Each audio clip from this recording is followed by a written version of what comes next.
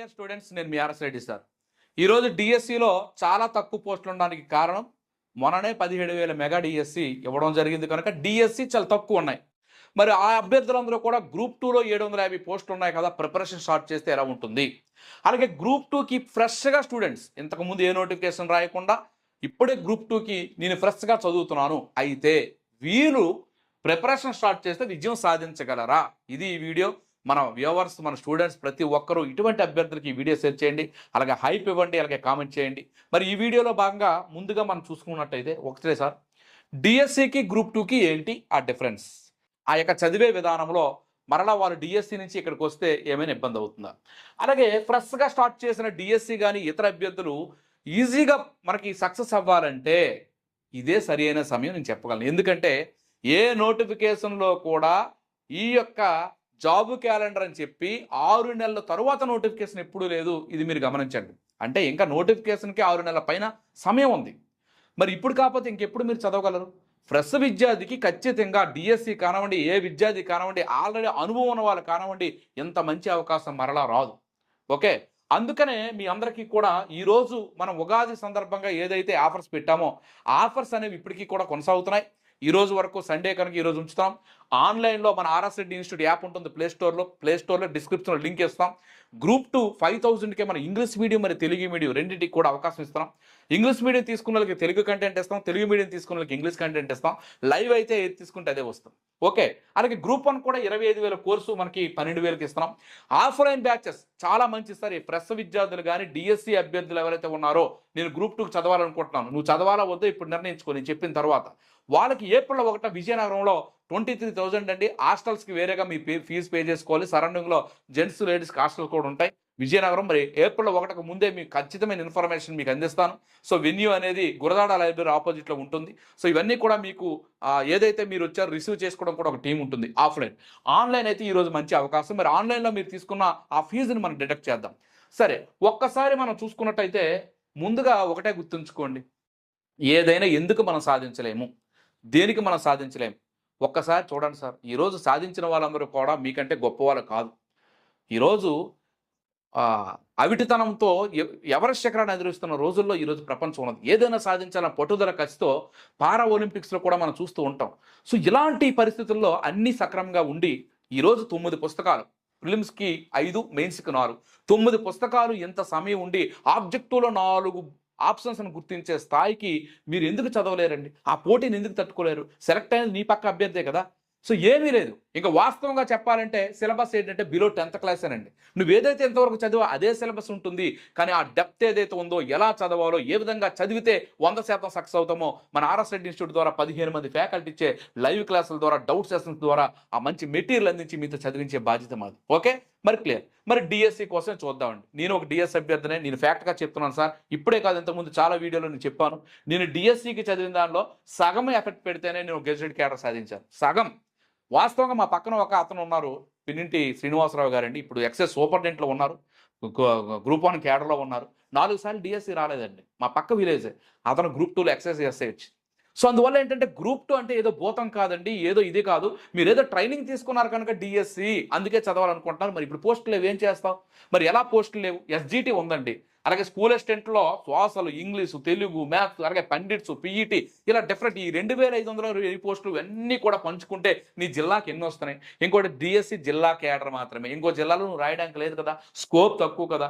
అసలు స్కూల్ అసిస్టెంట్కి వచ్చేసరికి నీకు జిల్లాకు ఒక పోస్ట్ కూడా రాలేదు. ఆ వచ్చిన ఒక పోస్ట్ నీకు ఓపెన్లో వస్తుందా, కమ్యూనిటీలో వస్తుందా, ఎందులో వస్తుందో కూడా తెలియదు కదా. మరి అదేవిధంగా ఎస్జిటి కూడా చూస్తే 100 కాదు 10లో కూడా లేవు. మరి నీకు ఎన్ని వస్తాయి? నువ్వు ఎలిజిబిలిటీ ఎంతకు వస్తున్నావు? అక్కడ జిల్లా స్థాయిలో నువ్వు 5-10 పోస్టులు కూడా ఎలిజిబిలిటీ లేవు కదా. మరి ఇప్పుడు నేను చెప్పేది ఒకటే, గ్రూప్ 2 వరకు వచ్చేసరికి నీకు ఒకటి, ఇది పెద్ద భూతం కాదండి, ఎగ్జాంపుల్ మేమే సాధించాం, నేను మీలాంటి విద్యార్థినే. మరి అటువంటిది చాలా మంది మొన్న సాధించున్నారు, వాళ్ళు మీలాంటి వాళ్ళే. నువ్వు ఎందుకు సాధించలేవు? అయితే గ్రూప్ 2కు స్కోప్ ఏంటి సార్? 750 పోస్టుల్లో మీకు ఒకటే 200 పోస్టుల వరకు స్టేట్ హెడ్ ఆఫీస్, అన్ని పబ్లిక్ వర్క్స్ డిపార్ట్మెంట్కి హెడ్ ఆఫీస్ విజయవాడలో ఉంటే ఆ హెడ్ ఆఫీస్ పోస్ట్ 200 అంటే ఆ 200 వరకు ఉన్న అన్నిటికీ కూడా నువ్వు ఎలిజిబుల్ అవుతావు. 200 కాదు, ఇంకెక్కువ రావచ్చు కూడా. అన్నింటికి నువ్వు ఎలిజిబుల్ అవుతావు అంటే నీకు ఛాన్స్ ఉంది కదా. ఓపెన్లో చాలా ఎక్కువ వస్తాయి కదా, నీకు ఎలిజిబిలిటీ అక్కడ దొరుకుతుంది కదా. దాంతో పాటుగా జోనల్ సిస్టంలో 4 జోన్లలో లేదా 6 జోన్లో 4 జిల్లాల వరకు కూడా నువ్వు ఎలిజిబిలిటీ ఉంటావు. ఎగ్జిక్యూటివ్ నాన్ ఎగ్జిక్యూటివ్ రెండింటి కూడా ఎలిజిబిలిటీ ఉంటావు. అందుకే ఈ 750 పోస్టుల్లో నువ్వు డిఎస్సి కనుక ఆ జిల్లా వరకే. ఇది అలా కాదు, జోను స్టేట్ క్యాడర్ కనుక అవకాశాలు చాలా ఎక్కువ ఉంటాయి. నువ్వు పోటీ పడ్డా నీకు ఆ పోస్టు కోసం పోటీ పడడానికి అవకాశం చాలా ఎక్కువ ఉంటుంది. సుమారు 150-200 పోస్టుల వరకు కూడా నువ్వు పోటీ పడే అవకాశం ఉంటుంది. ఖచ్చితంగా ఉద్యోగం వస్తుంది. మరి ఖచ్చితంగా ఉద్యోగం రావాలంటే ఈరోజు ఫ్రెషర్స్ కానివ్వండి లేదంటే డిఎస్సి అభ్యర్థి కానివ్వండి. డిఎస్సి అభ్యర్థి అయితే ఆల్రెడీ నువ్వు చదవంది కాదండి. ప్రిలిమినరీలో జాగ్రఫీ ఉంది, కంటెంట్లో చదవలేదా? హిస్టరీ ఉంది, మ్యాథ్స్, సోషియాలజీ, కరెంట్ అఫైర్ ఏది చదవలేదండి. మరి అదేవిధంగా మెయిన్స్లోకి వచ్చేసరికి economy, polity, AP history, science and technology. మరి ఈ సబ్జెక్టులు 9 కదండి. 6 నెలల సమయంలోనే నేను కంప్లీట్ చేస్తాను. టోటల్ ఆన్లైన్ కానివ్వండి, ఆఫ్లైన్ కానివ్వండి. ఆల్రెడీ ఆన్లైన్లో అయితే ముందుగా మీరు చదవడానికి కొంత కంటెంట్ కూడా చేసి ముందుగానే ఉంచాం. దాని మీద టెస్ట్ సిరీస్ కూడా రన్ చేస్తూ ఉంటాం. మరలా వాటికి ర్యాపిడ్ రివిజను, మరి mentorship, guidance, material, PDF download అన్నీ ఉంటాయి ఆన్లైన్లో.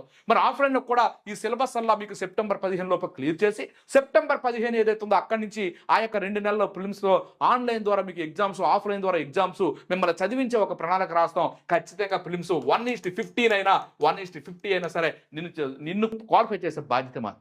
ఖచ్చితంగా అవుతాం సార్. ఏది పెద్ద భూతం కాదు. వాస్తవంగా మీరు గుర్తుంచుకోండి, ఇవన్నీ కూడా ఎక్కడ అండి 10వ తరగతిలో ఈరోజు జాగ్రఫీ, ఇండియన్ జాగ్రఫీ 10వ తరగతి టెక్స్ట్ బుక్ అండి.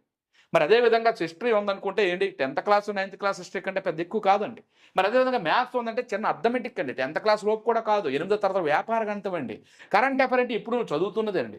ఒక సోషియాలజీ అంటే మన సొసైటీలో కుటుంబము, గృహము, భార్య, భర్త. ఇది ఎందుకంటే నువ్వు చేయలేవు, ఎందుకు నువ్వు సాధించలేవు?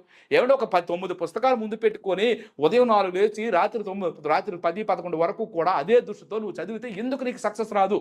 నిన్ను నువ్వు ప్రశ్నించుకో, ఎందుకు రాదు? మెయిన్స్ ఉందండి. మెయిన్స్ ఎకానమీ అంటే నీ జీవన విధానం అండి, నీ లైఫ్ స్టైల్. ఎకానమీ అంటే ఏదో పోతంలా చూస్తున్నారు. ఎకానమీ అంటే నువ్వు దాచుకున్న డబ్బులు, బ్యాంకింగ్ సెక్టార్, అదంతా నువ్వు సంపాదించిన ఆదాయం అందరూ దేశంలో సంపాదిస్తే అదే ఎకానమీ, జాతీయ ఆదాయము. ఏమున్నాయి సార్? ఈరోజు ఎకానమీ అంటే మన లైఫ్ స్టైల్ చాలా సులభం. మరి పాలిటీ అంటే రోజు చూస్తున్నాం పేపర్లో, పార్లమెంటు, అసెంబ్లీలో ఏం జరుగుతున్నాయో ఏంటో అదే పాలిటీ. మరి సైన్స్ అండ్ టెక్నాలజీ ఇది ఒకటే కరెంట్ డేటాతో కూడా చూసుకోవాలి. అది కూడా పెద్ద భూతం కాదు, జస్ట్ జనరల్ సైన్స్కి లింకప్ ఉంటుంది. మరి ఏపీ హిస్టరీ, మన చరిత్ర ఏముంది సార్ చదవడానికి? నీకు అర్థం కాదు. మేము ఉన్నాం, మంచి faculty, already assistant professors, group 1 group 2లో విన్ అయిన వాళ్ళతో నీట్గా క్లాసులు చెప్పించి నేను ర్యాపిడ్ రివిజన్ చేసి నీకు అర్థమయ్యే విధంగా చేసి దాని మీద ఎగ్జామ్ పెట్టి నీ తప్పులు తెలుసుకునేలా చేసి మేము ఉద్యోగం వచ్చే విధంగా చేసే బాధ్యత మీది. మీరు చదవడమే, మీరే ఉద్యోగం సాధించాలి, మీరే చదవాలి. అర్థమైందండి? సో చాలా సులభం. ఫ్రెషర్స్ అనే భయం వద్దు, డిఎస్సి అభ్యర్థులు అనే భయం వద్దు. ఎట్టి పరిస్థితుల్లో కూడా నువ్వు యాప్ తీసుకో, ఈ రోజే నీకు అర్థమవుతుంది. 100% ఎగ్జామ్ వరకు కూడా, ఎగ్జామ్ వరకు అప్ టు ఎగ్జామ్ వరకు వ్యాలిడిటీ ఇస్తాం. ఎగ్జామ్ వరకు ఆన్లైన్ ద్వారా, ఆఫ్లైన్ అయితే ఆఫ్లైన్లో ఒక పకడ్బందీగా ఒక ప్రణాళిక ద్వారా మనం ఏర్పాటు చేసి మీకు 100% ఉద్యోగం వచ్చేలా చేసే బాధ్యత మీది. మీకు అర్థం కాని సబ్జెక్టులు కనుక వాటిని క్లాసులో బోధించి దాని మీద ఎగ్జామ్ పెట్టి నీకు తయారు చేసే బాధ్యత మేము తీసుకుంటాం.